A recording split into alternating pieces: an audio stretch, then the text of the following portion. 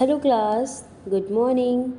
Today I discuss about this topic reversible cells injury. Okay, आज के जो class में हम पढ़ेंगे कि रिवर्सिबल सेल्स इंजरी क्या होता है इसके बारे में।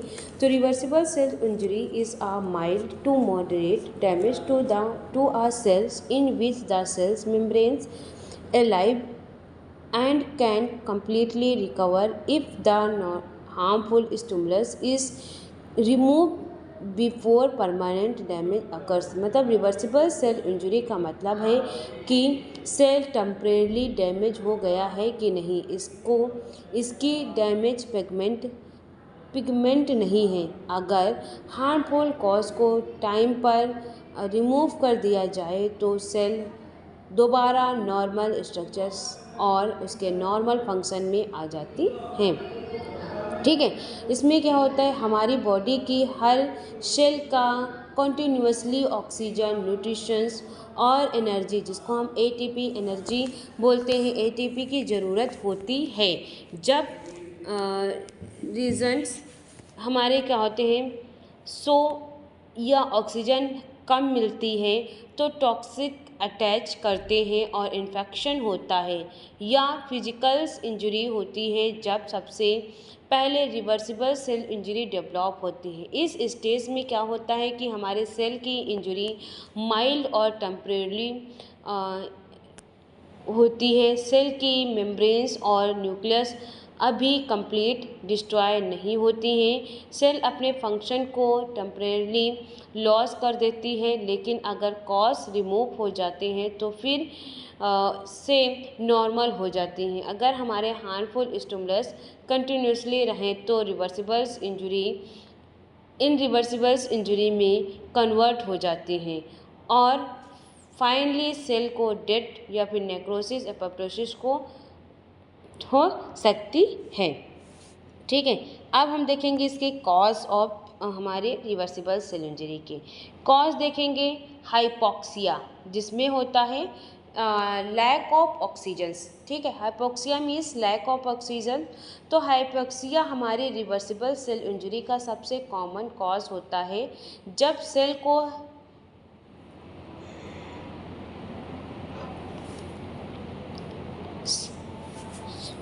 सफिशिएंट ऑक्सीजन नहीं मिल पाती है और माइटोकॉन्ड्रिया एटीपी का प्रोडक्शन नहीं कर पाते हैं, तो हमारे एटीपी की डिफिशियंसी की वजह से सेल की नॉर्मल एक्टिविटी स्लो हो जाती है और इंजरी स्टार्ट हो जाती है। ठीक, ओके। जैसे कॉज ऑफ हाइपोक्सिया, जैसे एनीमिया हो गया, हार्ट फेलियर हो गया, इस्कीमिया हो गया, रिड्यूस द ब्लड सप्लाई, और रिस्पायरेटरी डिसीज या कार्बन मोनोडाइऑक्साइड प्रोसेसिंग। तो ये क्या होते हैं, हार्ट अटैक के अर्लियर स्टेज में स्टार्ट हमारी हार्ट मसल्स क्या होते हैं, cell help reversible cell injury को शो करती हैं। ओके, अगर जो हम देखें इसी में फिजिकल्स इंजरी में, तो फिजिकल एजेंट डायरेक्टली सेल को डैमेज करते हैं, जैसे कि हार्ट बर्न हो गया या कोल्ड इंजरी हो गई, रेडिकल्स या फिर इलेक्ट्रिक शॉक हो गए, ट्रॉमा हो गए। तो अगर इंजरी माइल्ड हो तो सेल रिकवर कर लेती है। ठीक है, टॉक्सिन्स क्या होते हैं, इसमें केमिकल सब्सटेंसेस और ड्रग सेल्स मेम्ब्रेन और माइटोकॉन्ड्रिया को डैमेज करते हैं। इसमें क्या होता है, एल्कोहल, हैवी मेटल्स या pneumonia, chemicals, creatines, medicines. Liver cell इस एल्कोहल से फैटी चेंजेस डेवलप कर सकते हैं।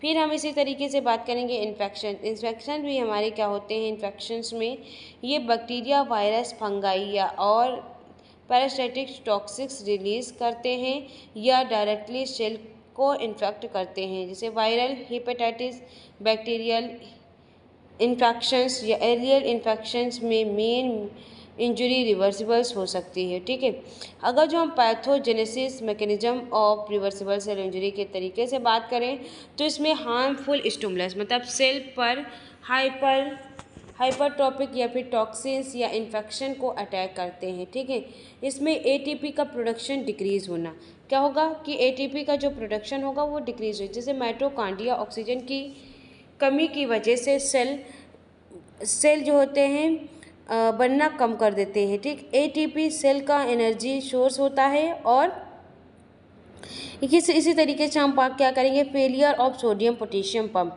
तो सोडियम पोटेशियम एटीपीएस पंप को एटीपी की ज़रूरत होती है। एटीपी कम होने पर पंप वर्क नहीं कर पाते हैं। ठीक है, फिर sodium and water enter the cells. तो सोडियम सेल के अंदर एक्यूमुलेट होते हैं और वाटर सोडियम के साथ सेल के अंदर आ जाते हैं। ठीक, सेल स्वेल हो जाती हैं तो सेल का साइज इंक्रीज हो जाता है। ये रिवर्सिबल्स इंजरी का एर्लियस्ट माइक्रोस्कोपिक चेंजेस होते हैं। इसमें रिकवरी में देखें, अगर ऑक्सीजन और न्यूट्रिशंस दोबारा मिल जाए तो एटीपी नॉर्मल हो जाती है और सेल रिकवर कर सकती हैं। Feature of reversible cell injury में क्या होता है, सेल स्वेल हो जाना, जिसको हम हाइड्रोपिक चेंजेस बोलते हैं। ये रिवर्सिबल्स इंजरी का सबसे पहला और सबसे कॉमन फीचर्स होता है। एटीपी की डिफिशियंसी की वजह से सोडियम पोटेशियम पंप फेल हो जाते हैं और इससे सोडियम और वाटर सेल का अंदर इंटर कर देते हैं। सेल इनलार्ज हो जाते हैं और साइटोप्लाज्म पेल दिखता है। इसमें स्मॉल वैक्यूल्स अपीयर्स होते हैं और किडनी और लीवर सेल्स में कॉमनली सीखते हैं। ठीक है, अब हम देखेंगे जैसे फैटी चेंजेस। तो फैटी चेंजेस इसको क्या है, स्टेरोसिस बोलते हैं। ये फैटी चेंजेस मेनली लीवर और हमारे हार्ट में होते हैं। तो नॉर्मली देखें तो लीवर फैट को मेटाबॉलाइज करते हैं। जब हमारी एटीपी डिक्रीज हो जाती है या टॉक्सिन्स लीवर को डैमेज कर देती हैं तो ट्राइग्लिसराइड हिपैटोसाइटिस्ट के अंदर जो है एक्यूमुलेट होने लगता है। रिजल्ट में देखें तो फैट डिपॉजिट साइटोप्लाज्म में दिखते हैं और लीवर इनलार्ज हो जाते हैं। येलो अपीयरेंस डेवलप हो जाती है। कॉमन कॉजेज़ में देखें तो इसमें अल्कोहल हो गया, डायबिटीज़ मेलिटस हो गया, ओबेसिटी हो गया, माल न्यूट्रिशन हो गया। ठीक है, फिर हमारा लॉस ऑफ माइक्रोविल। तो माइक्रोवियल्स में क्या होता है, प्लाज्मा मेम्ब्रेन के जो फिंगर लाइक प्रोटेक्शंस होते हैं जो एब्जॉर्प्शन को इंक्रीज करते हैं। ये सेल इंजरी के टाइम माइक्रोवियल्स डिसअपेयर या फिल्टर हो जाते हैं। एब्जॉर्प्शन डिक्रीज हो जाता है, सेल की फंक्शन कैपेसिटी कम हो जाती है फॉर इंटेस्टाइन एपिथेलियल सेल और इन किडनी डिप्लेस हो जाती है। ठीक है, इसमें जो होता है मेम्ब्रेन और ब्लीडिंग में देखें तो मेम्ब्रेन स्मूथ नहीं रहती है। इसमें क्या होता है, small balloon like protections develop हो जाते हैं जिन्हें हम ब्लेबल्स कहते हैं। ये मेम्ब्रेन डैमेज के अर्लियर साइन होते हैं। अगर इंजरी रिमूव हो जाए तो क्या होगा, मेम्ब्रेन फिर से नॉर्मल हो सकती है। डिक्रीज एटीपी का प्रोडक्शन, एटीपी का सेल की इंजरी करेंसी हो कहते हैं। ये हाइपोक्सिया या माइटोकॉन्ड्रिया डैमेज की वजह से एटीपी का प्रोडक्शन डिक्रीज हो जाता है। एटीपी कम होने के फैक्टर्स सोडियम पोटेशियम पंप हमारे क्या हो जाते हैं, फेल हो जाते हैं और पोटेशियम सिंथेसिस डिक्रीज हो जाती है। कैल्शियम इंटर द सेल जो होते हैं कैल्शियम के इंटर हो जाते हैं और सेल स्वेल हो जाती है, सेल स्वेलिंग डेवलप हो जाती है जिसको हम मेटाबॉलिज्म स्लो हो जाता है। फिर हम इसकी बात करेंगे मॉर्फोलॉजिकल चेंजेस के बारे में। अगर जो हम देखें तो मॉर्फोलॉजिकल चेंजेस में माइक्रोस्कोपिक में रिवर्सिबल्स इंजरी के दौरान ये चेंजेस दिखते हैं। ठीक है, इसमें क्या होता है, मॉर्फोलॉजिकल चेंजेस में हम देखेंगे कि सेल हमारी स्वेल हो जाएंगी जिसको हम फीचर्स बोलेंगे, सेल स्वेल होना या हमारा क्या हो जाए, वैक्यूल्स डीजनरेशन होना, फैटी चेंजेस होना, डिटेल एंडोप्लाज्मिक रेटिकुलम होना। ठीक है, राइबोसोम डिटेचमेंट या माइल्ड माइटोकॉन्ड्रियल स्वेलिंग होगा, मेम्ब्रेन ब्लीडिंग होना, लॉस ऑफ माइक्रोबियल्स। ठीक, तो इसमें क्या होता है, न्यूक्लियस यूजली नॉर्मल रहते हैं। ठीक है, अगर जो हम इसके आउटकम की बात करें, it cause in the removed ATP का प्रोडक्शन नॉर्मल हो जाता है और सोडियम पोटेशियम पंप क्या होते हैं, रिकवर करते हैं और एक्स्ट्रा वाटर सेल से बाहर निकल जाते हैं और सेल नॉर्मल स्ट्रक्चर और फंक्शन में क्या करते हैं, रिटर्न आकर जाते हैं। इस कॉजेस में कंटिन्यू एटीपी जो है और डिक्रीज हो जाते हैं, मेम्ब्रेन रप्चर हो सकती हैं और कैल्शियम क्या होती है हमारी इंक्रीज हो जाती हैं, जिससे लाइजोसोमल्स एंजाइम रिलीज होते हैं और इंजरी जो होते हैं इनरिवर्सिबल्स बन जाती है। फाइनली नेक्रोसिस और एपोप्टोसिस ही हो जाती है। ठीक है, अब हम कुछ की पॉइंट्स की अगर जो बात करें तो रिवर्सिबल सेल इंजरी में is are temporary and recovery curables from in the cell damage. The most common cause in the hypoxia, जिसको हम लैक ऑफ ऑक्सीजन बोलते हैं। Okay, the earliest microscopic changes is cellular swelling, जो है hydropic changes बोलते हैं। Others important features include the fatty changes, membrane bleeding, loss of the microbials, decrease the ATP production and mild mitochondrial swellings.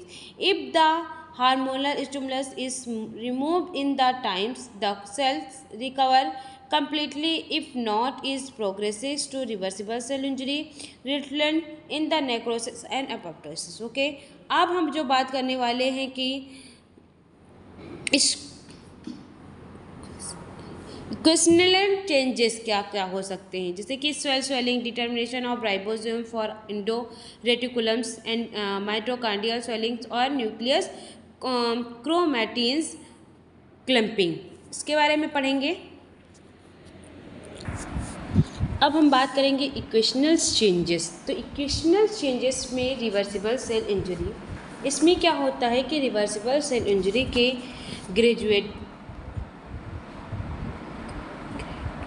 Gradual process होते हैं जो cell किसी harmful stimulus जैसे hypoxia, toxin, infections etcetera के contact में आती हैं, तो चेंज हमारे क्या होते हैं के सीक्वेंस में डेवलप हो जाती हैं। अगर किसी स्टेज पे हार्मफुल स्टिमुलस रिमूव कर दिए जाएं तो सेल क्या होता है कम्प्लीटली रिकवर कर सकते हैं। ठीक है, सेल स्वेलिंग की बात करें तो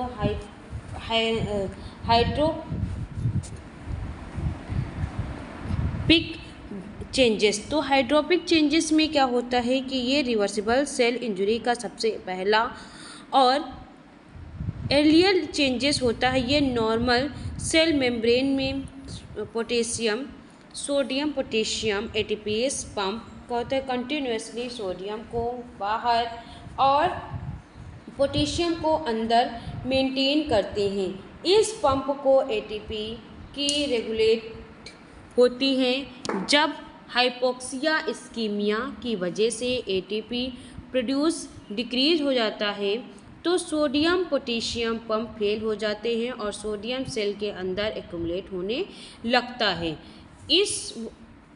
लगता है और वाटर ऑस्मोसिस के थ्रू सोडियम के साथ सेल के अंदर आ जाते हैं। सेल इनलार्ज हो जाते हैं, साइटोप्लाज्म पेल और क्लाउडी दिखता है। ठीक, स्मॉल वैक्यूल्स अपीयर होते हैं। ये स्टेज कम्प्लीटली रिवर्सिबल होते हैं। ठीक है, फिर इसी तरीके से हम बात करेंगे इसमें ब्लीडिंग ऑफ प्लाज्मा मेम्ब्रेन।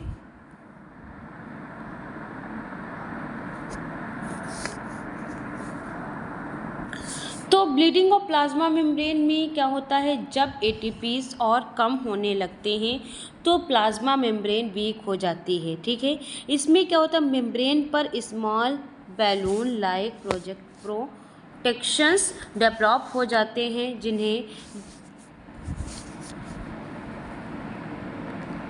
जिसे बल्ब कहते हैं। ये मेम्ब्रेन इंजुरी के अर्लियर साइन दिखते हैं। इम्पॉर्टेंस क्या होगा इसके, इम्पॉर्टेंट बात यह है कि किसी स्टेज में मेम्ब्रेन रप्चर नहीं होते हैं, इसीलिए अगर इंजरी रिमूव हो जाए तो मेम्ब्रेन फिर नॉर्मल हो सकते हैं। फिर हम बात करेंगे detachment of ribosomes from from endoplasmic reticulums. तो जो हमारे रफेस एंडोप्लाज्मिक रेटिकुलम्स के सरफेस पर राइबोसोम्स अटैच होते हैं जो प्रोटीन बनाते हैं। सेल इंजरी के दौरान राइबोसोम्स हमारे एंडोप्लाज्मिक रेटिकुलम रफेस एंडोप्लाज्मिक रेटिकुलम से डिटैच हो जाते हैं। ठीक है, इसमें क्या होता है, प्रोटीन की सिंथेसिस डिक्रीज हो जाती है, सेल रिपेयर स्लो हो जाता है और एंजाइम की प्रोडक्शन रिड्यूस हो जाती है। ये भी हमारे रिवर्सिबल चेंजेस होते हैं। ओके, अब हम बात करेंगे रिवर्सिबल चेंजेस। ये माइटोकॉन्ड्रिया स्वेलिंग्स। तो माइटोकॉन्ड्रिया स्वेलिंग्स में क्या होगा कि हमारी जो माइटोकॉन्ड्रिया होगी का पावर ऑफ हाउस मतलब पावर ऑफ द सेल्स कहते हैं, क्योंकि ये एटीपी प्रोड्यूस करते हैं। एटीपी डिफिशिएंसी या सोडियम वाटर एक्युमुलेशन की वजह से माइटोकॉन्ड्रिया भी एज वेल करने लगती हैं। इस स्टेज में माइटोकॉन्ड्रिया भी परमानेंटली डिस्ट्रॉय नहीं होती हैं अगर ऑक्सीजन सप्लाई रजिस्टर हो जाए तो। इसमें माइटोकॉन्ड्रिया नॉर्मल शेप में आ जाती है। Nuclear chromatin clamping. Cell injury के दौरान इंट्रासेलुलर पीएच डिक्रीज हो जाते हैं और इस केस में एनारोबिक ग्लाइकोसाइड्स के लैक्टिक एसिड इंक्रीज होते हैं। इसमें एसिडिक इन्वायरमेंट की वजह से न्यूक्लियस के अंदर क्रोमैटिन्स एंड कंडीशंस होने लगती है। इस प्रोसेस को हम क्रोमैटिन क्लैंपिंग कहते हैं। इस स्टेज में न्यूक्लियस भी एल्वेलाई होते हैं और रिकवर कर सकते हैं। Outcomes of the reversible cell injury में देखें तो इसमें क्या होता है, आउटकम्स क्या होंगे हमारे आउटकम्स। तो एटीपी का प्रोडक्शन नॉर्मल हो जाती है और सोडियम पोटेशियम पंप फिर से वर्क करने लगती है।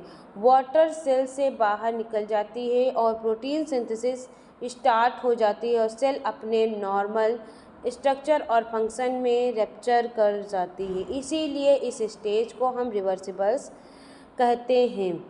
इन रिवर्सिबल सेल इंजरी जो होता है, reversible cell injury is condition in which cell damage becomes the severe, permanent and irreversible, so the cell can be longest recovery. Even if the harmful stimulus is removed, the injury the cell finally dead by necrosis or apoptosis। मतलब कि reversible cell injury का मतलब है कि cell कितनी severe damage हो चुकी होती है कि अब वो रिकवर नहीं कर सकती। सेल परमानेंटली लॉस हो जाती है और फाइनली सेल डेथ हो जाती है। ओके, अगर जो हम इंट्रोडक्शन देखें, जब हमारे हार्मफुल स्टिमुलस बहुत सीवियर हो जाते हैं, लोग टाइम तक कंटिन्यूसली रहते हैं, तो रिवर्सिबल्स लॉन्ग टाइम तक, तो क्या होते हैं, रिवर्सिबल्स इंजरी ग्रेजुअली इनरिवर्सिबल्स इंजरी में कन्वर्ट हो जाते हैं। इस स्टेज में प्लाज्मा मेम्ब्रेन,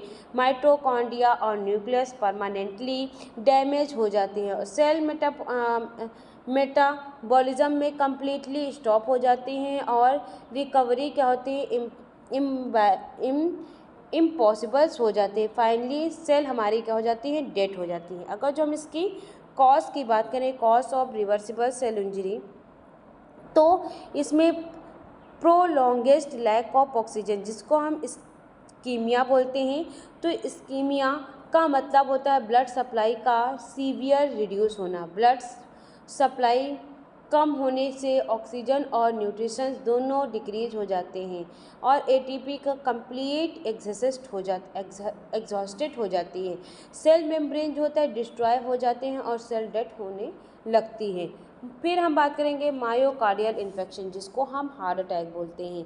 इसमें क्या होता है कि ये स्ट्रॉन्ग टॉक्सिन मतलब highly toxin chemicals directly plasma membrane और माइटोकॉन्ड्रिया को डिस्ट्रॉय कर देते हैं।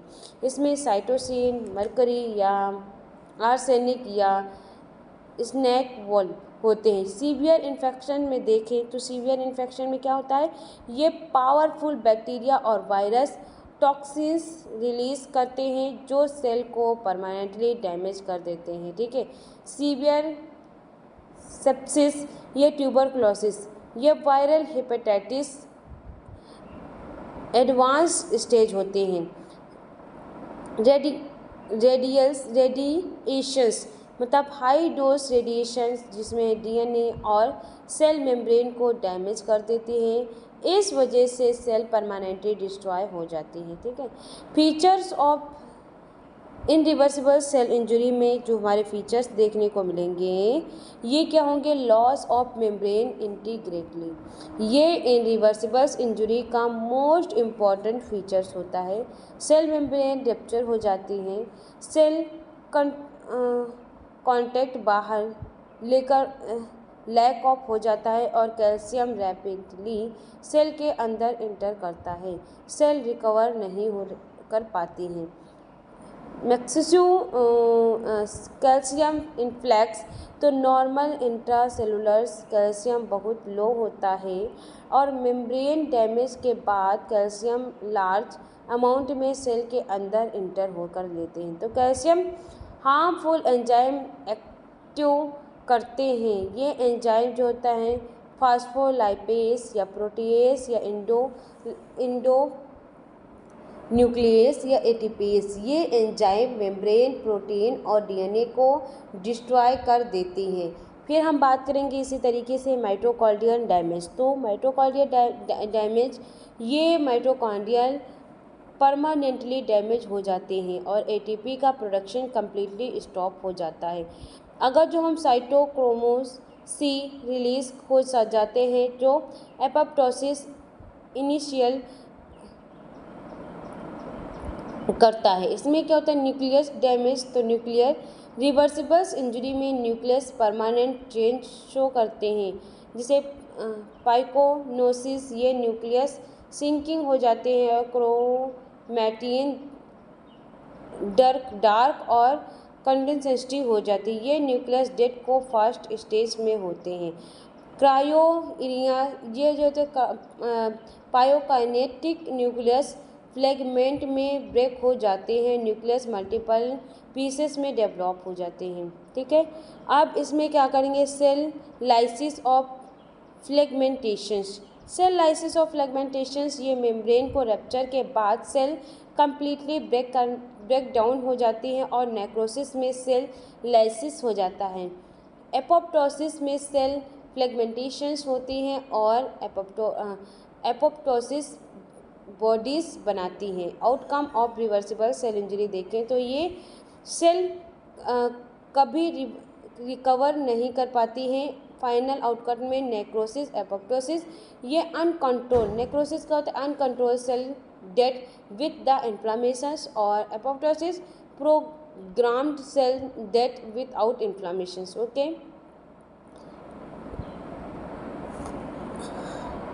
अब इसी में बात करेंगे रिवर्सिबल सेल इंजरी को।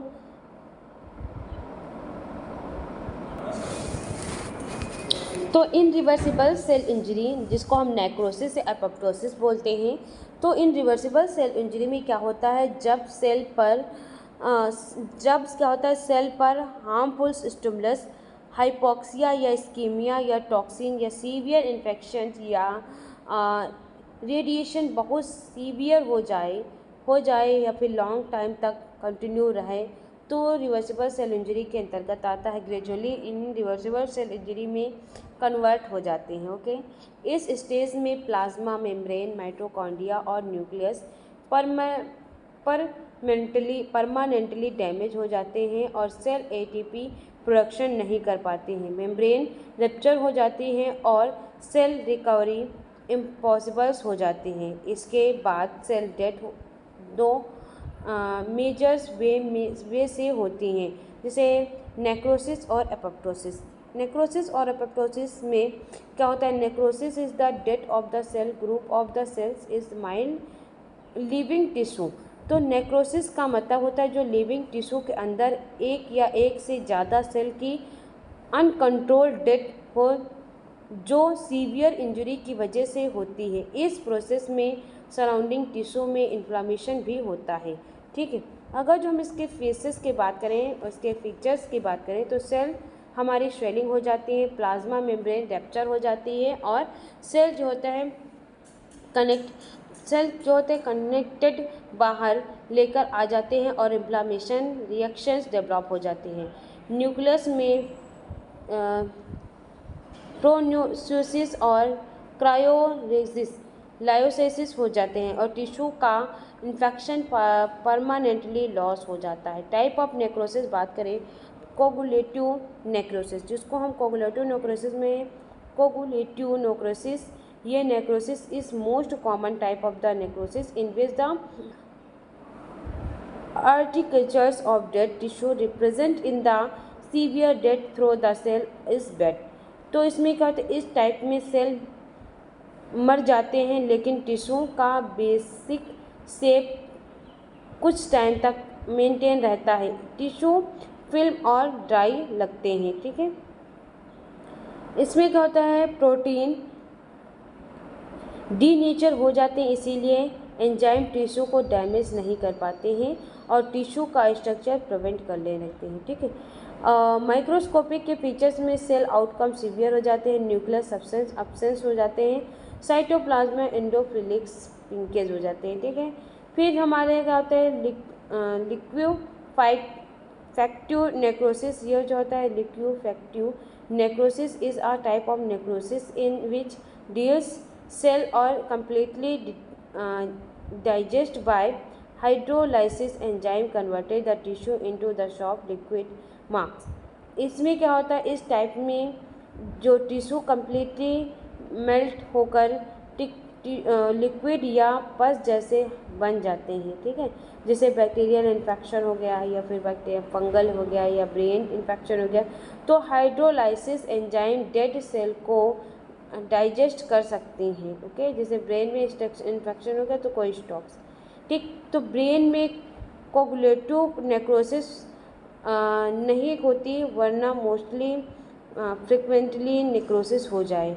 कॉज ऑफ नेक्रोसिस में क्या होता है? तो नेक्रोसिस के बाद टिश्यू को अपीयरेंस पैनर्स या चीजेस जैसे विथ और करंट क्रोबलिंग्स हो। ठीक है, फिर हम बात करेंगे कि इसको हम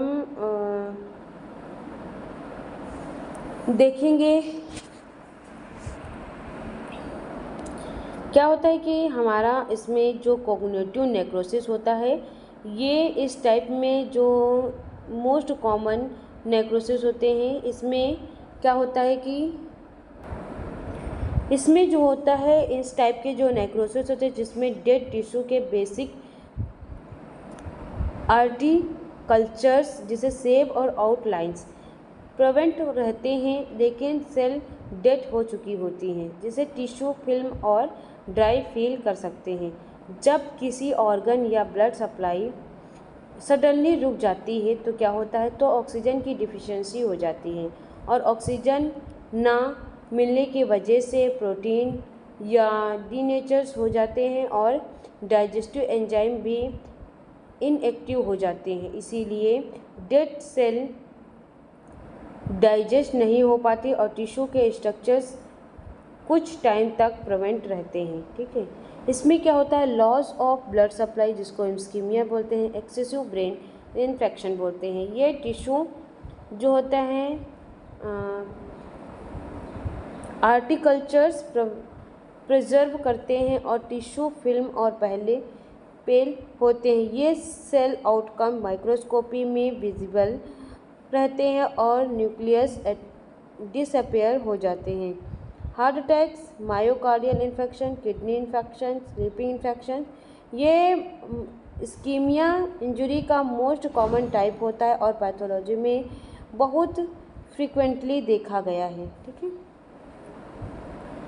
नेक्स्ट अगर जो हम इसमें बात करें ल्यूकोफैक्टिव नेक्रोसिस, तो ल्यूकोफैक्टिव नेक्रोसिस में डेड टिश्यू कंप्लीटली क्या होते हैं, डाइजेस्ट होकर लिक्विड या पस जैसे बन जाते हैं। इसमें क्या होता है, जैसे कि कोई बैक्टीरियल इन्फेक्शन या ब्रेन में इन्फेक्शन के बाद लाइसोसोम्स, एंजाइम और नाइट्रोफिल्स डेड टिश्यू को कंप्लीटली डाइजेस्ट कर लेते हैं। इस डाइजेशन की वजह से टिश्यू सॉफ्ट और लिक्विड फॉर्म में कन्वर्ट हो जाते हैं। जैसे बैक्टीरियल इन्फेक्शन हो गया, फंगल इन्फेक्शन हो गया, ब्रेन इन्फेक्शन हो गया, तो टिश्यू सॉफ्ट और लिक्विड हो जाते हैं और पस फॉर्मेशंस होता है। Tissue active natures completely destroy हो जाते हैं। और हमारे इसमें कुछ एग्जांपल जैसे ब्रेन में इन्फेक्शन हो जाना या ब्रेन एब्सिस या लंग्स एब्सिस, तो इसमें क्या होता है कि ब्रेन में इस्कीमिया के बाद लिक्विड एक्टिव नेक्रोसिस हो जाते हैं और जिसको कॉग्निटिव नेक्रोसिस कहा जाता है। अब हम देखेंगे कॉजेस ऑफ नेक्रोसिस, इसको हम नेक्स्ट क्लास में डिस्कस करेंगे, कंटिन्यू रखेंगे। ठीक है, अभी के लिए इतना ही क्लास, इसको हम इन क्लास को एंड करते हैं। Thank you class.